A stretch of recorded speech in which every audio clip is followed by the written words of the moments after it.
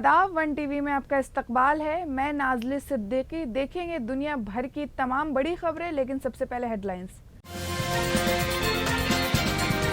सिक्किम में सैलाब की वजह से कम से कम 14 अफराद के हलाक होने की खबर आई है। 22 फौजी अफराद समेत 102 के करीब अफराद लापता।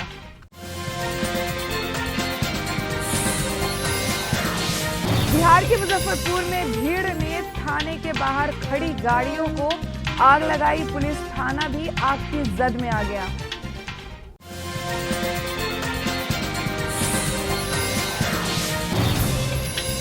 ममता गवर्नमेंट में वजीर रथिन घोष की रिहाइश गाह समेत 13 और मकामात पर ईडी के छापे।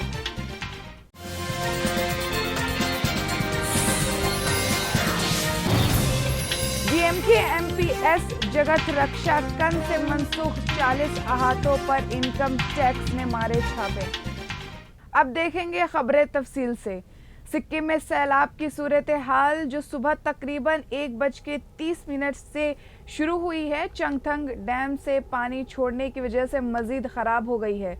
लापता अफराद को बचाने के लिए बड़े पैमाने पर रिलीफ और रेस्क्यू ऑपरेशन किए गए हैं। उत्तर सिक्किम में लोनाक लेक में बादल फटने से तीस्ता में सैलाब की वजह से कम 14 अफराद के हलाक होने की इतला मिली है। इसके साथ ही 22 फौजी अफराद समेत 102 के करीब अफराद के लापता होने की खबर आई है, जिनकी तलाश जारी है। ऑफिसर्स ने कहा कि उन्होंने हलाक होने वालों की शिनाख्त जारी की है, हालांकि उनमें से ज्यादातर आम शहरी हैं। उन्होंने कहा कि सुबह लापता होने वाले 23 फौजी अफराद में से एक को बाद में बचा लिया गया है। भारतीय फौजी ने सिक्किम में लापता होने वाले शहरियों और फौजियों के लिए हेल्पलाइन नंबर भी जारी किए हैं। बिहार के मुजफ्फरपुर में बुध की देर रात भीड़ का गुस्सा भड़क गया। इसके बाद हुजूम ने थाने के बाहर खड़ी गाड़ियों को आग लगा दी। यहां तक कि थाना भी इसकी जद में आ गया। इसकी इत्तला मिलते ही महकमा पुलिस में हड़कंप मच गई। आनन फानन में इंतजामिया के आला अफसरान मौके पर पहुंच गए और भीड़ को संभालने की कोशिश की, लेकिन तब तक थाने को काफी नुकसान हो चुका था। ये सब कुछ इस वक्त हुआ जब पुलिस ने शराब के ताजिरों की गिरफ्तारी के लिए छापा मारा। इस दौरान पुलिस से बचने की कोशिश में एक नौजवान डूब गया और डूबने से उसकी मौत हो गई। तो जैसा कि आप लोग देख रहे हैं, ओपी के बाहर जो वाहन खड़े थे और जो घास फूस की झोपड़ी थी, इस पर आग लगाने की कोशिश की गई है। जो भी नुकसान हुआ है उसका आकलन किया जा रहा है। घटना के संबंध में प्राथमिकी दर्ज की जा रही है। हम लोग लोगों के संपर्क में भी हैं। शव उनके परिवार वालों के साथ वो लोग हॉस्पिटल भेज दिया गया है। उसके संबंध में भी अग्रिम कार्रवाई की जा रही है और इस घटना के संबंध में भी प्राथमिकी दर्ज कर हम लोग अग्रिम कार्रवाई। ख्वातीन की तीरंदाजी टीम ने आज एशियन गेम्स 2023 में हिंदुस्तान को 19वां गोल्ड मेडल जिताया। ज्योति सुरेखा, वेन्नम अदिति स्वामी और परिणीता कौर की ख्वातीन की कंपाउंड टीम ने फाइनल में ताइवान को 230/228 से शिकस्त दी। ओवरऑल खेलों में ये हिंदुस्तान का 82वां मेडल है।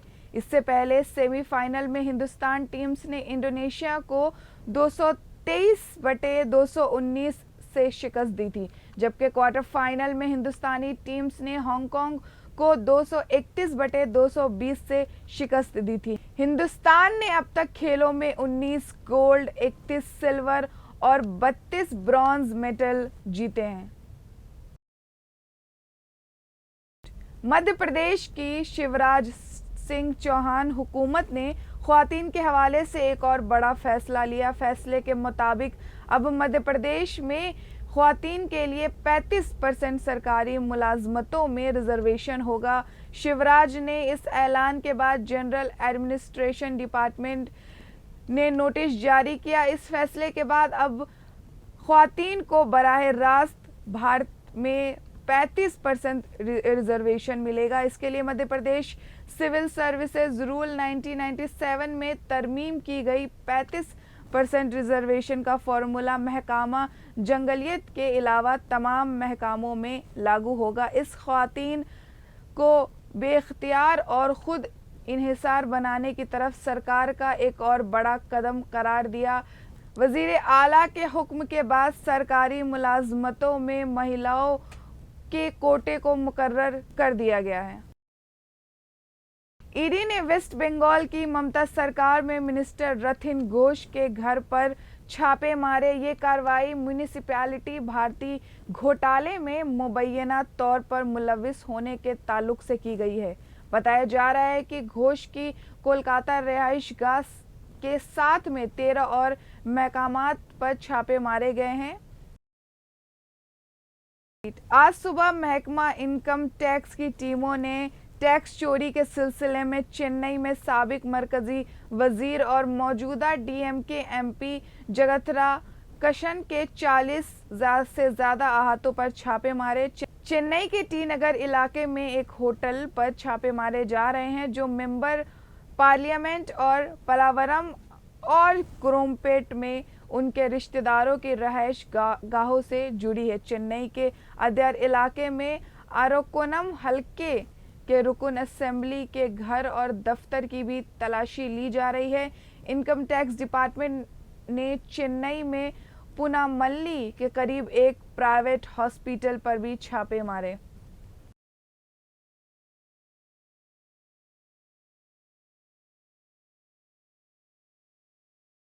ताजिरों की बॉडी CAIA ने फ्लिपकार्ट के इश्तिहार के खिलाफ शिकायत दर्ज कराई है, जिसमें बॉलीवुड स्टार अमिताभ बच्चन की आने वाली बिग बिलियन डे सेल में फीचर किया गया था। इस इश्तिहार को गुमराहकुन करार दिया गया है। Confederation of all India traders CAIT ने central consumer protection authority CCPA से अपनी शिकायत में इस इश्तिहार को गुमराहकुन और मुल्क के छोटे रिटेलर्स के खिलाफ करार दिया है। इस बयान के मुताबिक इश्तिहार को वापस लेने का भी मुतालिबा किया गया है। बैरिस्टर असउद्दीन ओवैसी की हिदायत पर AIMIM बहादुरपुरा के MLA मोहम्मद मुअज्जम खान ने नौजवानों और पार्टी सालार मिल्लत स्पोर्ट्स कॉम्प्लेक्स चंदूलाल बरादरी में बहादुरपुरा हलके के कारकुनों में cricket kits, volleyball kits, football, badminton kits, gym dumbbell sets, T-shirt, carrom boards और भी चीजें तकसीम की। प्रोग्राम के दौरान AIM कॉरपोरेटर्स और GHMC के ओहदेदार भी मौजूद थे। अपने डिवीजन के अंदर पूरा स्पोर्ट्स का मटेरियल हर यूथ ग्रुप्स को बुलाकर डिस्ट्रीब्यूट किए हैं।